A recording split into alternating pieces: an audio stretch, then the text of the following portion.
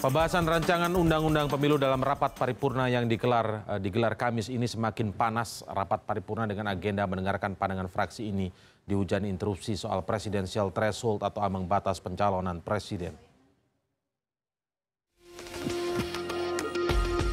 Parlemen yang terbelah menjadi dua kubu kemungkinan akan menuntaskan rancangan undang-undang ini melalui mekanisme voting. Setelah melalui berbagai perdebatan dari 5 paket yang sebelumnya muncul, kini sudah mengerucut menjadi 2. Koalisi partai pendukung pemerintah seperti PD Perjuangan, Golkar, Nasdem, P3, dan Hanura tetap menginginkan presidensial threshold 20 hingga 25% seperti yang tercantum pada opsi paket A. Amar putusan MK tidak pernah membatalkan pasal 9 tentang ambang batas presiden threshold 20%. Kita telah memiliki sejumlah alternatif di sini. Ini adalah kesempatan yang dibuat oleh Pansus. Sekarang kita putuskan, tidak ada yang tidak konstitusional kalau tidak ada di sini. Kalau memang kita tidak setuju, kita bawa ke MK, kita JR, tidak ada masalah. Sedangkan untuk presidensial threshold 0% seperti yang tercantum dalam opsi paket B, sejauh ini didukung oleh fraksi Partai Gerindra, Demokrat, dan PKS. Sikap Partai Gerindra jelas, kita harus di 0%. Karena tidak dimungkinkan menggunakan threshold pada presiden threshold ya. Karena presiden threshold berapapun nilainya, 5, 10, 15, 20, apalagi itu telah merampok kedaulatan rakyat. Itulah sebabnya Partai Gerindra mendorong bahwa presiden harus 0%. Gerindra berharap voting dilakukan secara tertutup agar semua individu anggota parlemen dapat menyuarakan prinsip yang ada. Fraksi PKB dan PAN masih belum memutuskan akan memilih opsi yang mana. Namun PAN mengharapkan mekanisme voting dihindari dan tetap melalui musyawarah. Semua hal yang menjadi keinginan dari semua fraksi yang ada harus bisa diakomodir. Kalau kamu tanya kecenderungannya kemana, saya kira saya nggak bisa sampaikan kecenderungannya kemana. Tetapi tentu kecenderungannya pada opsi yang bisa mengakomodir semua keinginan yang ada dari seluruh fraksi yang ada di DPR RI. Nah, itu sebabnya saya bilang dari tadi, musyawarah adalah cara yang paling baik. Setelah melalui pembahasan panjang, rancangan undang-undang pemilu memang sudah seharusnya segera diketok palu. Sebab jika kembali molor, sudah pasti rangkaian tahapan pesta demokrasi akan ikut terganggu. Agus Firmansyah, CNN Indonesia.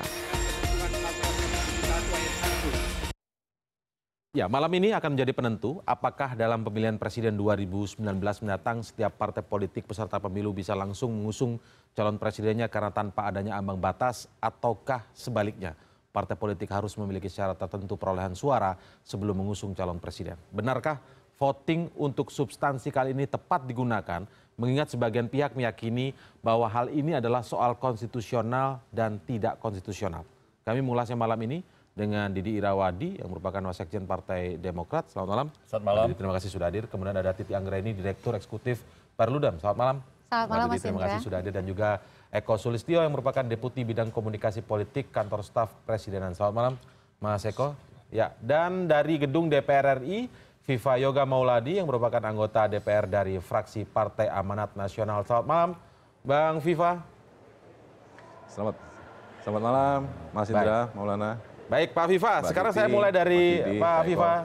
Terlebih dahulu, sepertinya informasi terbaru dari gedung DPR ini kalau beberapa fraksi yang lain sudah menentukan sikap antara opsi A, opsi B begitu ya.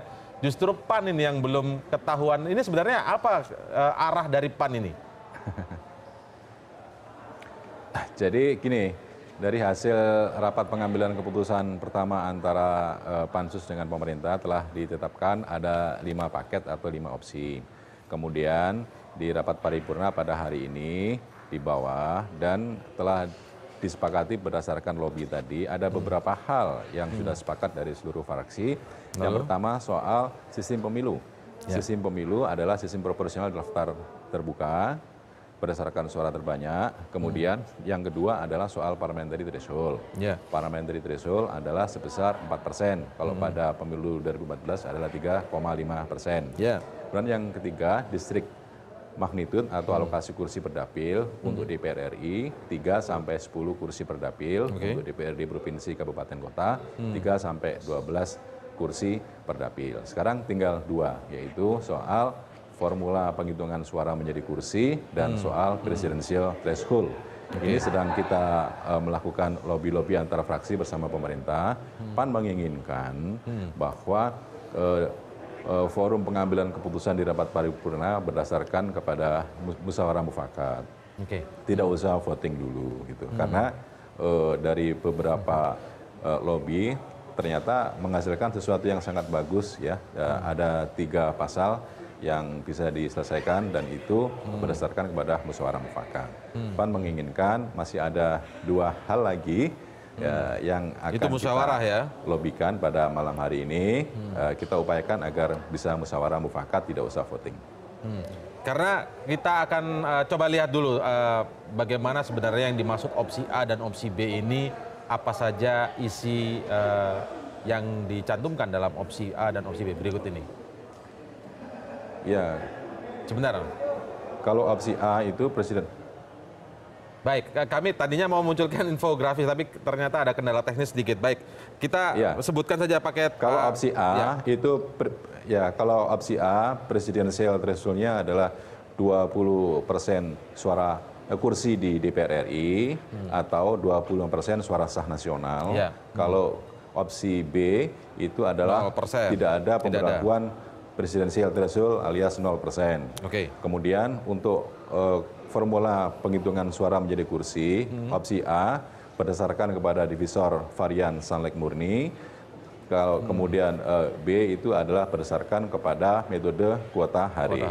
PAN menginginkan ada di untuk tengah-tengah itu ya, formulasi PAN, penghitungan suara berdasarkan kepada PAN untuk penghitungan kursinya berdasarkan kepada kuota hari. Karena sejak tahun 1955 kita mengadakan pemilu sampai pemilu 2014 kita ini melakukan metode kuota dengan berbagai varian. Untuk pemilu 2014 kita melakukan penghitungan konversi suara menjadi kursi adalah menggunakan metode kuota varian hari.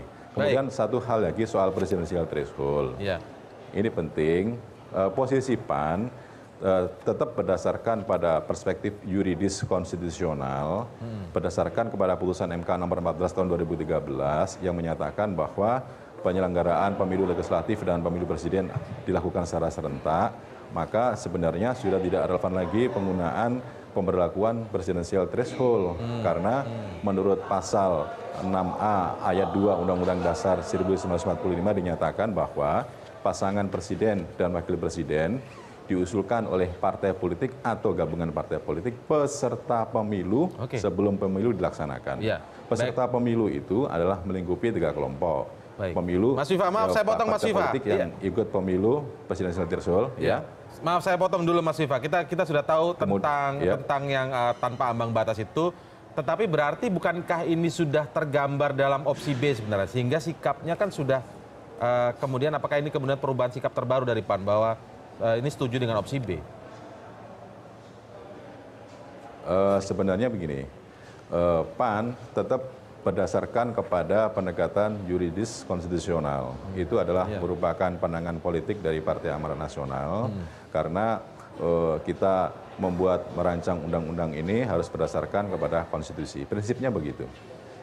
Ya, artinya kemudian kalau yang diinginkan beberapa hal tadi yang diinginkan oleh PAN, misalnya dengan tanpa ambang batas merujuk pada putusan MK, lalu kemudian metode konversi suara itu adalah kuota hari, ini kan berarti kan sebenarnya gambaran dari opsi B begitu ya. Apakah ini kemudian tidak bergabung saja dalam keputusan untuk voting di opsi B begitu? Kenapa masih memikirkan untuk musyawarah lagi? Ya, kita tawarkan apakah dengan pendekatan seperti itu bisa dilakukan musyawarah mufakat apabila dalam batas waktu tertentu dan dalam titik tertentu tidak bisa ada kata mufakat, ya kita akan menyelesaikan sesuai dengan mekanisme demokrasi melalui pengambilan keputusan dengan voting. Baik, informasi tentang 10 atau 15% presidensial threshold yang informasinya sempat akan diambil oleh PAN begitu ya. Mungkin nanti klarifikasi oleh Bang Viva.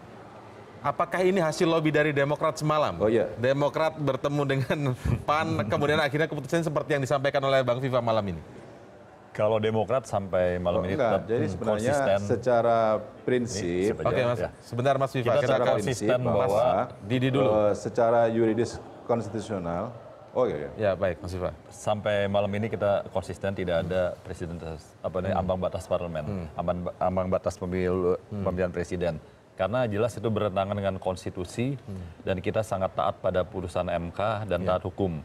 Oleh karenanya kalau ada ambang batas ini kan jadi aneh sekali. Yang jadi dasar pemilu yang mana? Karena ini kan dilakukan serentak. Ya. Jadi Partai Demokrat sampai malam ini sikapnya dan akan konsisten pada tidak ada ambang batas. Dalam pemilihan presiden untuk pencalonan Ya, presiden ya. begitu. Nah, tapi ketika sempat ada isu bahwa ada beberapa partai yang awalnya menginginkan tanpa ambang batas, kemudian sempat memilih jalan tengah antara 10-15% dan lain sebagainya, itu benar Demokrat kemudian langsung melakukan lobby-lobby kepada Seperti saya partai-partai katakan ini? tadi, kan putusan MK jelas ya, Ya, putusan ya. MK dan logika akal sehat juga jelas. Kalau ada ambang batas, apa gunanya pemilu serentak? Oke, iya. Pemilu serentak kan jelas serentak yang jadi dasarnya acuannya. Jadi maksudnya yang Demokrat mana tidak gitu loh. perlu lagi melakukan Ya, kita lobby-lobby untuk meyakinkan. akan fight ya. Masalah lobby ya tentu lobby ya biarkan berlangsung, tapi kita akan fight dalam posisi 0%. Kita akan Lobby yang fight di luar paripurna misalnya tidak Ya, di gedung namanya DPR di parlemen adanya lobby hal yang biasa, tapi kita punya pendirian bahwa 0% ini yang benar. Ya, yang tanpa ambang batas ini. Tanpa ambang batas. Oke, baik. Saya kembali ke Pak Viva terlebih dahulu karena memang harus segera memulai kembali begitu ya sidang di paripurna. Bang Viva, Ya. ini kami mendengar informasi bahwa fraksi-fraksi termasuk mungkin PAN begitu ya yang mengusung tanpa ambang batas untuk pemilihan presiden akan mengancam walk out dan kalau memang dipaksakan kemudian mekanisme pengambilan keputusannya dengan voting. Benarkah demikian, Bang Viva? Oh, tidak ada ancam-mengancam karena PAN tetap taat pada mekanisme dan peraturan yang ada. Oke. Sesuai dengan mekanisme demokrasi, kalau kemudian kata musyawarah mufakat tidak bisa, maka dilakukan pengambilan keputusan berdasarkan suara terbanyak atau voting. Nah, kita dalam lobby ini yang sedang berlangsung, kita masih upayakan agar ada banyak pertemuan, tinggal 2 lagi yang belum terselesaikan. Harus ada take and give, saling memberi dan menerima, saling mengalah dan saling membantu gitu dalam persoalan ini. Karena 3 hal sudah selesai, tinggal 2 lagi, soal presidensial threshold dan formulasi penghitungan suara menjadi kursi ini yang belum. Gitu. Bang Viva, apakah tidak khawatir PAN kalau kemudian kukuh dengan pemilihannya seperti itu, maka ini berlainan pilihannya dengan koalisi pemerintahan begitu, dan banyak pihak yang menyebut konsekuensinya ini bisa akan ada konsekuensi tersendiri bagi PAN jika tidak seirama dengan koalisi partai pemerintahan? Ya, jadi gini, kita berbicara soal membangun sistem kepartaian di Indonesia, membangun sistem presidensial, pemerintahan presidensial yang efektif dan efisien, membangun soal tata kelola pemilu. Kita telah membahas 3 undang-undang merevisi, undang-undang Pilpres, undang-undang penyelenggara pemilu, dan undang-undang pemilu anggota DPR, DPD, dan DPRD. Oke. Yang kedua, masing-masing partai itu mempunyai ideologi politik dan mempunyai basis konstituen sendiri-sendiri. Masing-masing punya identitas politik masing-masing. Nah, beberapa partai yang berbeda ideologi dan berbeda basis konstituen itu bergabung menjadi satu, menjadi partai politik pendukung pemerintah. Ya. Jadi partai politik pendukung pemerintah itu adalah merupakan bagian dari satu kesatuan. Tetapi masing-masing partai politik tentunya berdasarkan kepada kepentingan subjektifnya juga punya kepentingan masing-masing. Tetapi PAN berkeyakinan pandangan politik PAN seperti itu adalah dalam rangka untuk membangun sistem kepartian yang demokratis, untuk membangun demokrasi di Indonesia agar jalannya pembangunan ini bisa berjalan dengan bagus, membangun pemilu yang punya integritas. Jadi ada 2 hal yang mungkin berbeda. Saya rasa itu adalah merupakan bagian dari demokrasi. Kami serahkan sepenuhnya hal-hal yang berkaitan dengan mekanisme pandangan politik partai ini kepada pemerintah bagaimana sebaiknya kami Oke, berserah kepada artinya PAN siap dengan segala konsekuensinya mempertahankan pandangan terkait dengan RUU Pemilu ini. Terima kasih Bang Viva, selamat bersidang lagi. Kita nantikan masyarakat Indonesia tentang keputusan dalam RUU Pemilu tidak molor lagi begitu ya. Terima kasih Bang Viva. Nanti kita akan lanjutkan lagi dialog malam hari ini dengan Mbak Titi dan juga Mas Eko. Kami masih akan segera kembali setelah jeda berikut ini.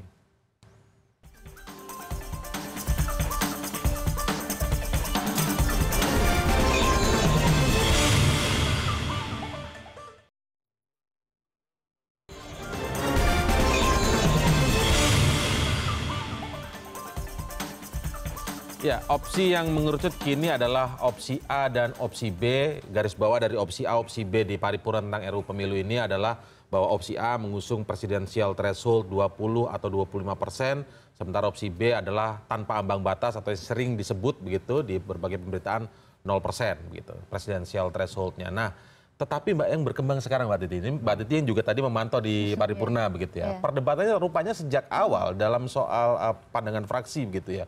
Itu lebih kepada mekanisme pengambilan suara untuk malam ini. Jadi belum bicara opsi A, opsi B dulu ini, tapi musyawarah ataukah voting. Sementara sekarang sudah banyak yang dari berbagai yang mengusung tanpa ambang batas begitu.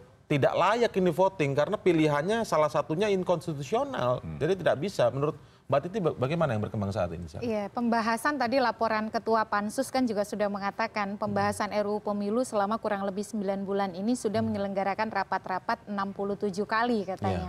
Nah, tapi kan 5 isu krusial ini kalau kita lihat dari 5 ini yang belum selesai cuma 2, presidensial threshold dan satu lagi metode konversi suara menjadi kursi. Metode konversi suara jadi kursi pun ada perbedaan. Memang yang paling menonjol adalah presidensial threshold. Karena metode konversi suara jadi kursi tidak dihubungkan dengan konstitusionalitas statusnya. Jadi semua pihak memang punya posisi berbeda. Tapi mereka tidak membicarakan soal konstitusionalitasnya. Argumennya lebih pada keragaman politik, keberagaman politik. Mau yang mana, mau yang A, yang atau yang B begitu ya. Tapi kalau soal presidensial threshold, presidensial threshold sangat fundamental. Jadi akan lucu dan kemudian menjadi stigma tersendiri di mata publik kalau ada partai yang bicara soal isu konstitusionalitas, tiba-tiba dia bicara titik temu di angka. Padahal awal argumentasinya adalah ini tidak konstitusional. Mestinya kalau sesuatu yang tidak konstitusional tidak lagi bicara soal titik temu angka diturunkan pada mau berapapun. Ini beda dengan sebelumnya. Bahkan 1% pun itu tidak konstitusional. Betul, karena bicaranya di sini bukan lagi soal besaran, soal eksistensi. Jadi dia mau 0,5% pun selama ada threshold maka itu dianggap sebagai inkonstitusional. Tidak konstitusional. Soal bahasan musyawarah kan kalau pertemuannya antara konstitusional dan tidak konstitusional, musyawarah kan diharapkan pada ujungnya. Apakah kemudian diharapkan kelompok yang ingin threshold semua beranggapan perlu ada threshold gitu, dan kalaupun tidak ya tidak sama sekali. Tapi memusyawarahkan ini kalau tarikannya soal konstitusionalitas, tidak mungkin ditarik kembali partai yang sudah menyatakan ketentuan threshold ini sebagai ketentuan yang inkonstitusional gitu. Jadi ini yang kemudian. Jadi maksudnya sudah tidak pas lagi dimusyawarahkan di voting, artinya harusnya sudah otomatis tidak ada. Karena argumennya itu soal basis konstitusionalitas begitu. Kalaupun ada partai yang berubah posisi yang tadinya menginginkan threshold 0% karena argumentasi konstitusionalitas presidensial threshold, lalu dia mengatakan oke, karena musyawarah titik temu demi kepentingan bangsa dan negara kita 10% atau sama dengan parliamentary threshold 4%. Itu lompatan pikiran menurut Anda? Itu bukan lagi lompatan pikiran, itu logical fallacy ya. Jadi kesalahan logika berpikir begitu. Ini juga presiden yang tidak baik bagi publik karena satu sisi dia mengatakan inkonstitusional tapi dia mengambil keputusan yang inkonstitusional dengan alasan menemukan titik temu begitu. Jadi kalau dilihat dari argumentasi, kalau kita lihat tadi 3 fraksi kan ngotot sekali itu inkonstitusional, Demokrat, Gerindra dan PKS. Maka bagi kami akan sangat aneh kalau kemudian 3 fraksi ini berubah posisi dan demi musyawarah kemudian mengubah menjadi oke lah 10% Tapi tadi Pak Didi sudah menyatakan konsisten. Nah sekarang saya tanya ke dari istana dulu, pemerintah terlebih dahulu. Kalau sebelumnya kan bicara tadi ya soal konstitusional, inkonstitusional. Tapi kita ingat betul Presiden terus mengatakan bahwa 20-25% ini untuk menguatkan sistem presidensial. Tapi kalau kemudian yang dipermasalahkan basis konstitusional tadi seperti kata Mbak Titi, bagaimana ini? Saya kira ada dua hal ya. Melihatnya sebenarnya sederhana. Ini sebuah produk undang-undang yang nanti akan dihasilkan. Yang kaitannya erat kaitannya dengan kepentingan mereka yang membahas gitu, partai politik ini. Nah, disitulah letaknya. Kita ambil contoh aja tadi satu yang soal formula ya. Kalau Anda jeli misalnya sekarang, misalnya kayak Mbak Titi ini, pakai aja data lama, simulasikan dengan dua formula itu, pasti kepentingannya akan berbeda, hasilnya akan berbeda. Maksudnya seperti apa? Maksudnya begini, kalau partai saya di satu daerah kalau partai saya di satu daerah, kemarin dapat 1 kursi, padahal nilainya itu hanya 40% misalnya. Tapi kalau kemudian dengan sistem yang baru, ini kan kuota hari ini, ya, yang baru misalnya, disimulasi ternyata kemudian nggak jadi gitu, jadi nggak dapat gitu loh. Nah, ini pasti sudah terjadi simulasi-simulasi semacam itu, sehingga kemudian masing-masing partai akan ada pada pilihan mempertahankan kepentingannya. Itu satu. Itu ya. yang soal metode konversi suara ya? Metode konversi suara. Saya pernah bicara di sini waktu itu dengan ada Perludem juga. Bahwa saya melihat ini persoal kepentingan. Karena kuota hari ini, ya satu, saya ingin ke situ lagi. Kuota hari ini nggak jelas batasan perolehan suaranya. Sehingga apa? Ketika nanti ini serentak ya, terjadi serentak. Serentak ini kan one man one vote. Pilihan presiden, ya. Sementara kemudian pilihan legislatif itu prakteknya one man one vote, ketika milih partai dan sebagainya. Tapi ketika dikonversi ke dalam suara, ternyata tidak one man one vote. Contoh ya, partai pendukung pemerintah kemarin, suaranya hampir 41%. Suaranya kursinya. Tapi ketika dikonversi ke dalam kursi hanya 36%. Sehingga harus ke sana kemari menarik ini, menarik itu sehingga kemudian supaya kemudian dukungan pemerintah menjadi kuat. Ini yang soal kepentingan satu hal ya. Sehingga kemudian tadi menyangkut soal presidensial threshold. Menurut saya juga artinya begini, landasan pemerintah juga konstitusional. Coba dibaca di dalam konsideran ya. Keinginan untuk membentuk pemerintahan yang efektif dengan basis dukungan politik yang kuat itu ada di dalam Undang-Undang Dasar. Nah, disitulah kemudian misalnya apa yang terjadi sekarang ini sebetulnya sejak nggak usah zaman Pak Jokowi JK, zaman Pak SBY pun itu terjadi. Beda tapi Pak. Bukan itu yang saya maksudkan bukan itu ya. Konteks di dalam politik kita. Ya, yang terjadi adalah sistem parlamentarisasi presidensialisme. Apa itu sistem parlamentarisasi presidensialisme? Artinya adalah bahwa produk pemilu itu menghasilkan sistem parlemen yang tidak seimbang dengan ya, intinya harus kuat lah ya, presiden punya dukungan yang kuat. Yang terjadi. Ini terjadi dalam pemerintahan Pak Jokowi JK juga. Dalam 1 tahun pertama. Kita dengan dukungan 36%. Sementara pasangan ini dipilih oleh 53%. Nah, situasi yang hampir setahun terjadi itu pernah dialami juga oleh Pak SBY. Terjadi parlamentarisasi presidensialisme. Jadi pseudo presidensialisme. Nah, sehingga produk-produk undang-undang, kebijakan dan sebagainya nggak terjadi. Padahal di dalam sistem undang-undang kita itu menganut sistem convergence of power. Jadi artinya itu kebijakan itu harus nggak bisa dilakukan oleh pemerintah sendiri. Ada persetujuan DPR, mendapat persetujuan dan sebagainya. Disitulah kemudian pentingnya pemerintahan efektif itu mendapat dukungan politik yang kuat. Gitu. Tapi kalau pertanyaan kemudian soal yang dimasalahkan adalah soal basis konstitusional. Ya itu konstitusional, konstitusional. Gitu. Tapi hitungan kalau kita merujuk ke threshold pemilu yang lalu kan ingin lebih memperkuat dukungan karena ada problem di pemilu yang lalu. Pemilu yang lalu kan angkanya juga 20%. Pemilu sekarang 20%, tidak mengubah peta apapun. Kalau alasannya ke sana. Yang kedua adalah kalau bicara power, harusnya the existing power. Karena kita bicara 2019.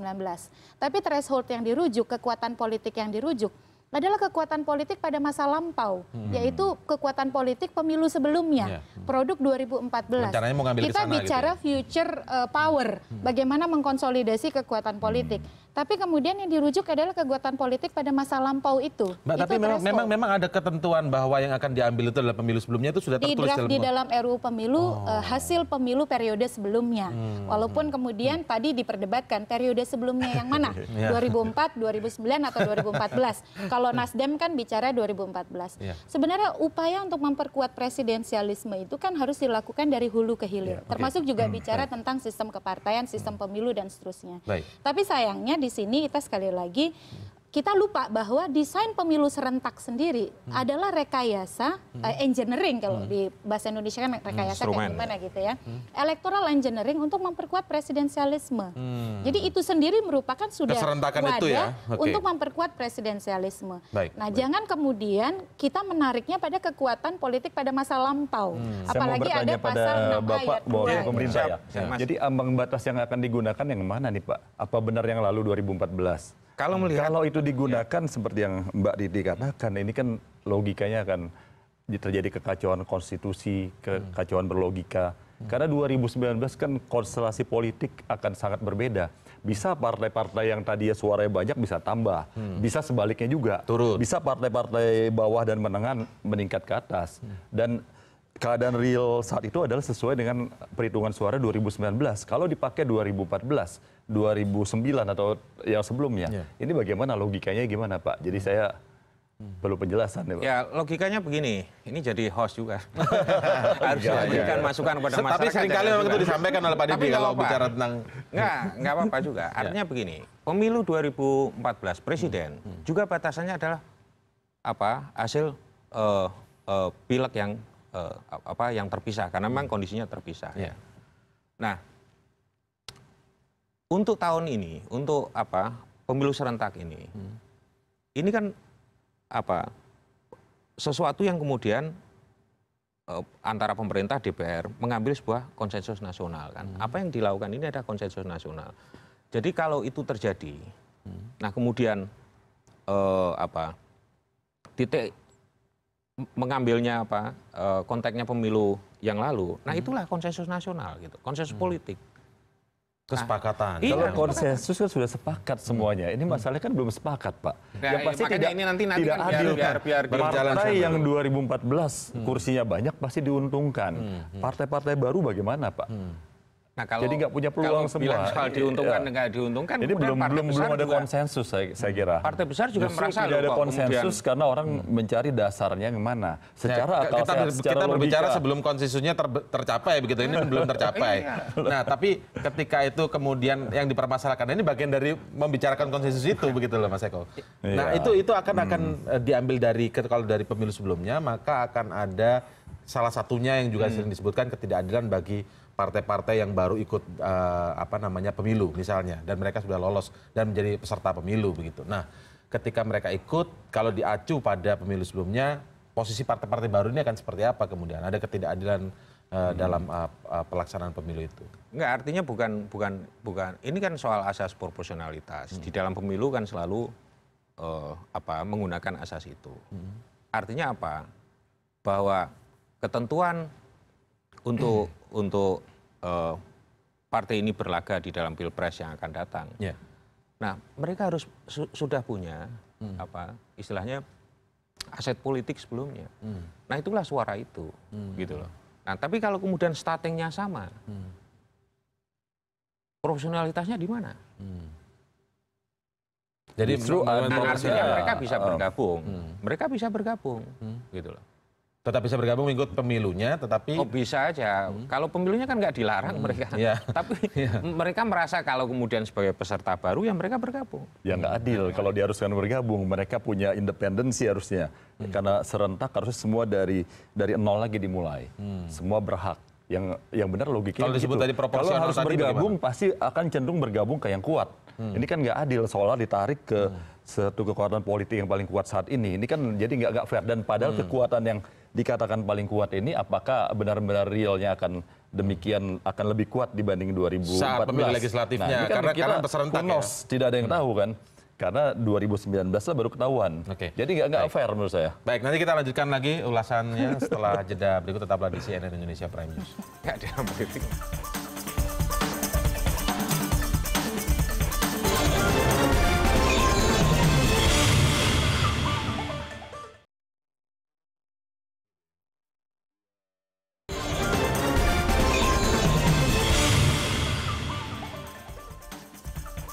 Baik, sekarang saya minta komentar dari Mbak Titi. Tadi sudah terlihat bagaimana argumennya berbeda antara dari pihak istana dan juga dari Partai Demokrat. Tadi kan Pak Eko sempat sebutkan bahwa untuk mencalonkan mestinya partai punya modalitas ya yang bisa digunakan. Makanya dirujuk perolehan kursi dan juga suara hasil pemilu legislatif. Sebenarnya untuk mencalonkan presiden, modalitas yang harus dimiliki partai kita itu sangat luar biasa. Yaitu? Sebab dia harus jadi peserta pemilu. Dan menjadi peserta pemilu syaratnya di Indonesia luar biasa ketat. Salah satu yang paling sulit di dunia. Sudah cukup harus artinya punya maksudnya? kepengurusan di 100% provinsi, 75% kabupaten kota, 50% kecamatan seluruh Indonesia, keanggotaan 1000 per kabupaten kota atau 1/1000. Itu modalitas aset yang sangat luar biasa. Itulah sebenarnya prasyarat yang kalau kita mau sebut ambang batas yang sebenarnya. Bahwa ambang batas untuk mengusung presiden adalah kamu harus jadi peserta pemilu dulu. Dan syarat untuk menjadi peserta pemilu itu beratnya alang kepalang. Tidak semua partai politik bisa menjadi peserta pemilu. Punya badan hukum belum tentu, karena harus diverifikasi lagi oleh KPU. Dan verifikasinya lebih susah, itu yang pertama. Yang kedua adalah kita harus melihat. Coba saya garis bawah. Jadi artinya bukan ada tanpa syarat begitu. Bukan syaratnya ada sudah tanpa ada. syarat. Syaratnya berat sekali. Jadi peserta pemilu dulu dan jadi peserta pemilunya sulit bukan main. Dan itu tidak semua partai politik berbadan hukum bisa menjadi peserta pemilu. Ini yang sudah berbadan hukum bahkan ya. Iya, gitu. Yang sudah berbadan hukum pun belum tentu bisa jadi peserta pemilu. Harus diverifikasi dan belum tentu menjadi peserta pemilu. Jadi itu yang pertama. Yang kedua, kita harus melihat juga dari aspek kemanfaatan bagi kualitas pemilu 2019. Mestinya, satu, RUU pemilu ini sudah terlambat disahkan. Dari janji-janjinya bulan April, sekarang sudah mau akhir Juli. Sementara 2019 pemilunya serentak. Mestinya RUU pemilu yang sudah terlambat ini ketika disahkan, KPU tidak boleh diganggu dengan gugatan-gugatan hukum yang bisa mempengaruhi kinerja mereka. Ketika ada dua pilihan, antara satu membuat kebijakan yang bersahabat dengan penyelenggara pemilu yang bisa diterima, maka kenapa ini yang tidak dipilih? Sehingga penyelenggara pemilu itu bisa berkonsentrasi menyiapkan pemilu serentak yang baru pertama kali akan kita selenggarakan dalam sejarah Indonesia. Bisa dibayangkan. Jadi ini sangat mengganggu KPU sebenarnya menurut Anda? Ada beberapa pasal yang sudah sangat akan mengganggu KPU. Misal satu, sekarang ada ketentuan bahwa partai politik yang sudah pernah diverifikasi dengan syarat yang sama menjadi peserta pemilu tidak perlu diverifikasi lagi. Beberapa partai baru sudah bilang kita akan pergi ke MK, gugat pasal ini. Karena presidennya di 2014. Itu yang pertama. Yang kedua, kalau ada presidensial threshold, berapapun angkanya, beberapa kelompok, tidak hanya partai politik, pegiat pemilu, pegiat demokrasi, asosiasi HTN-HAN, itu sudah mengatakan kita akan pergi ke Mahkamah Konstitusi. Bukan untuk kepentingan kelompok elit tertentu, tapi karena kita berdiskusi soal hak konstitusionalitas. Gitu ya. Nah, kenapa tidak kemudian kita beri ruang kepada KPU untuk menyelenggarakan pemilu 2019 ini dengan baik tanpa gugatan-gugatan atau gangguan-gangguan hukum. Apalagi RUU pemilu ini sudah sangat terlambat. MK bilang pemilu serentaknya diputuskan kan Januari 2014. Kenapa tidak langsung 2014? Di pertimbangan hukumnya disebutkan agar ada waktu yang cukup untuk menyiapkan aturan hukum. Karena kita harus beradaptasi dengan budaya hukum yang baru yang namanya pemilu serentak. Ini kita serba injury time. Bahas 3 substansi undang-undang. Padahal waktunya sudah 5 tahun ya? Betul. Hampir 5 tahun lah ini. Substansi undang-undang yang sebelumnya tersebar di 3 undang-undang berbeda dijadikan satu, dibahas 9 bulan. Karena apa? Karena terlambat gitu. Jadi prioritas legislasinya baru 2016. Diserahkan ke DPR baru Oktober. Ya jadinya begini. Mungkin pemerintah udah yakin akan menang di MK kali kalau misalnya digugat. Begitu Mas Eko kira-kira Mas Eko. Karena yakin dengan soal konstitusional tadi itu, bahwa presidensial threshold yang diajukan 20-25% itu konstitusional. Iya tentu kan. Artinya dasar pertimbangannya itu ada di dalam konsideran RU ini. Nah kalau soal kemudian ada pihak atau partai politik misalnya yang mau menggugat, ya tentu ini bagian dari proses demokrasi. Nah, itu saya kira tidak menjadi pertimbangan bahwa KPU nanti kerjanya malah akan itulah yang kemudian yang menjadi concern tentu kita bersama agar schedule pelaksanaan pemilu ini tidak terganggu lah.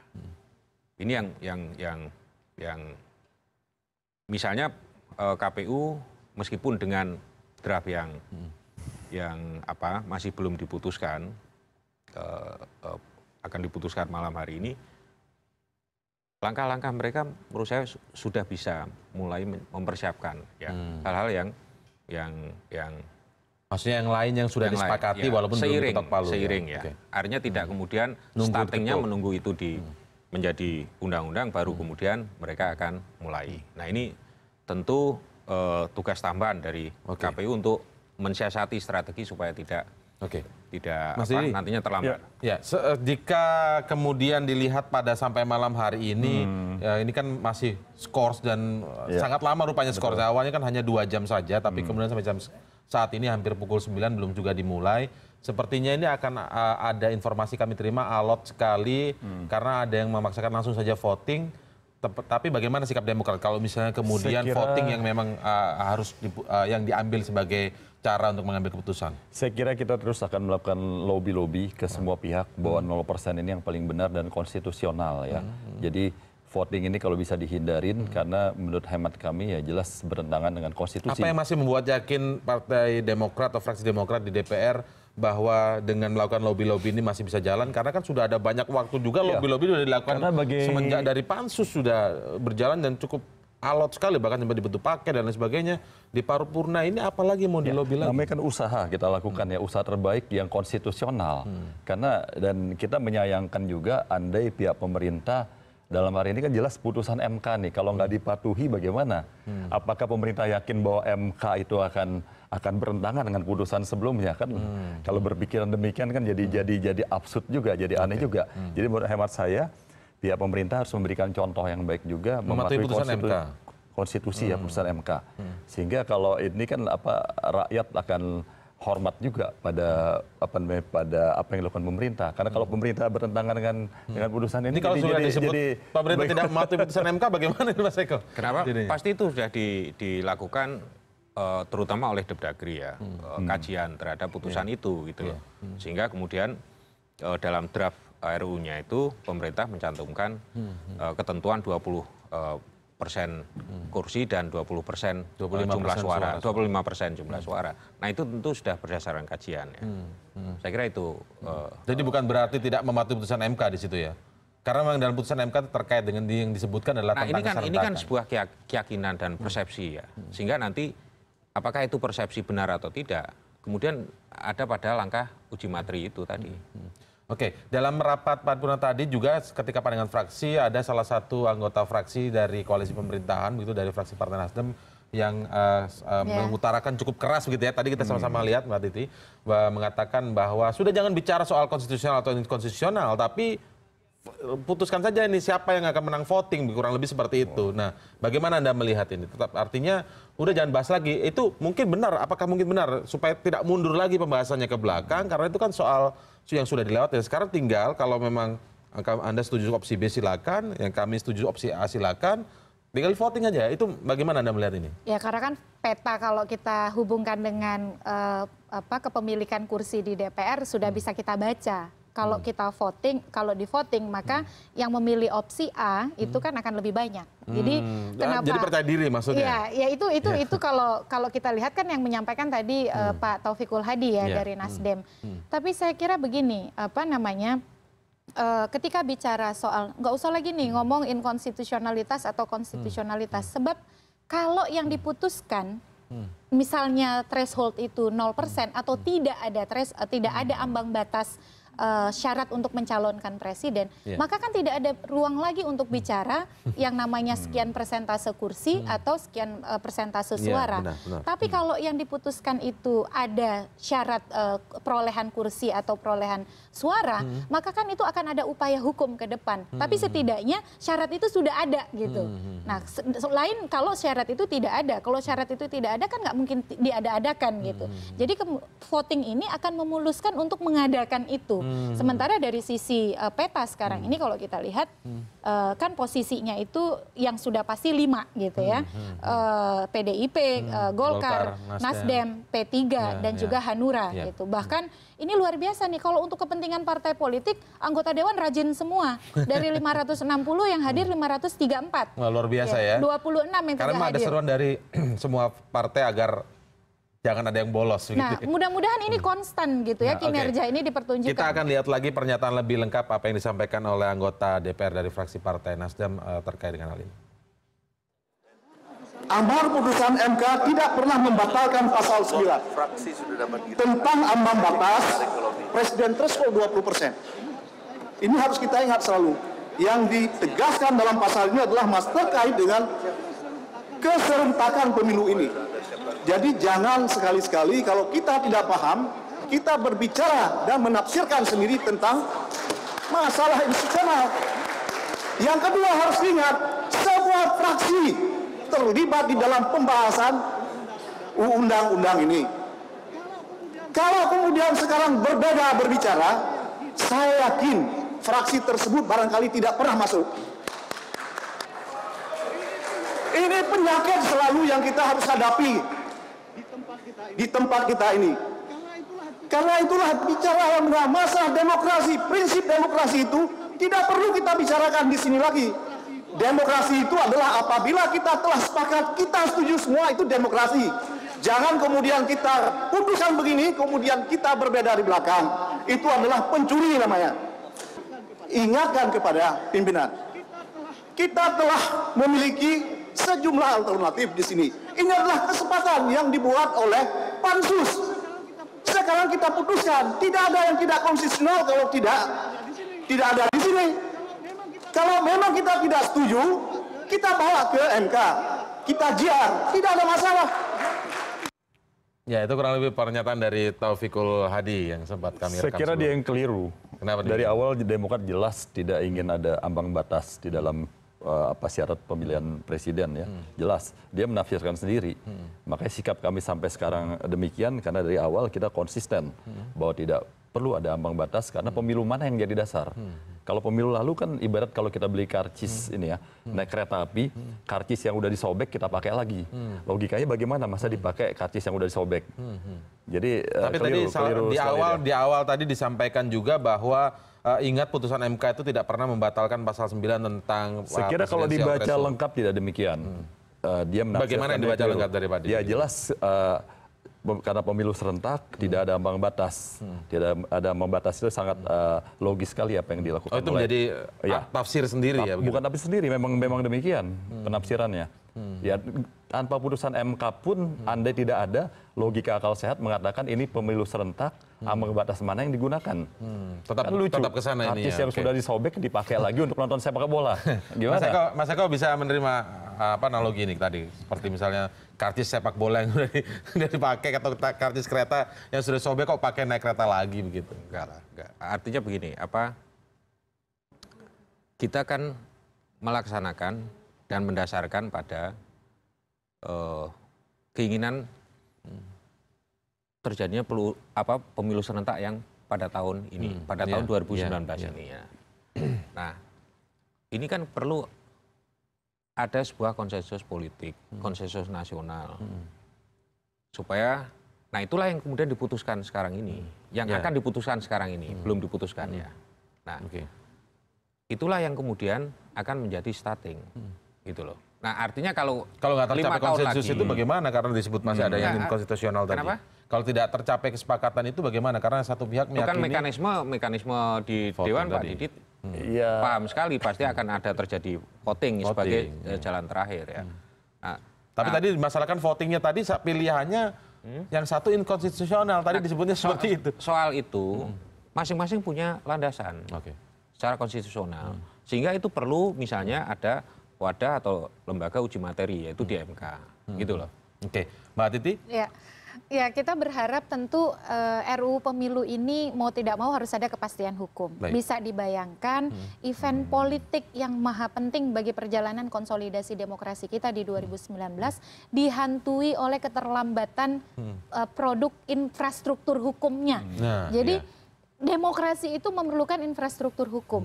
Dan sayangnya 2019 belum apa-apa, yang menjadi tonggak penting demokrasi kita RUU Pemilunya tarik ulur, injury time, dan terlambat disahkan. Terlambat disahkannya ini karena ada memang peraturannya yang membingungkan atau sebenarnya sudah ada peraturan yang jelas, cuman tarik-menarik kepentingannya yang kuat? Dia, karena tarik-menarik dan keterlambatan kita, kegagapan kita dalam melakukan konsolidasi politik. Dan mesti ini harus diakhiri, agar satu, kepercayaan publik terhadap proses politik yang berlangsung itu akan tetap baik. Yang kedua, penyelenggara pemilu bisa mempersiapkan segala sesuatunya sehingga pemilu yang jurdil, demokratis, dan juga konstitusional itu kita akan yakini akan kita dapatkan di 2019. Jika memang kondisinya tetap seperti ini, kita akan nanti melihat lagi bagaimana perkembangan di gedung DPR. Rupanya judul kami untuk malam hari ini, rampungkah RUU Pemilu malam ini akan selesai atau rampung begitu. Ini juga masih terus menjadi tanda tanya begitu Pak Didia. Tapi kita berharap semuanya bisa benar-benar rampung. Besok pagi kita bisa mendengar kabar, oh sudah ditentukan begitu. Tapi nggak tahu lagi kalau ada uji materi lagi. Sementara saya ucapkan terima kasih Pak Didi, terima kasih juga Mbak Titi dan juga Mas Eko telah bergabung bersama kami di CNN Indonesia Prime News malam ini. Kami masih akan segera kembali setelah jeda berikut ini.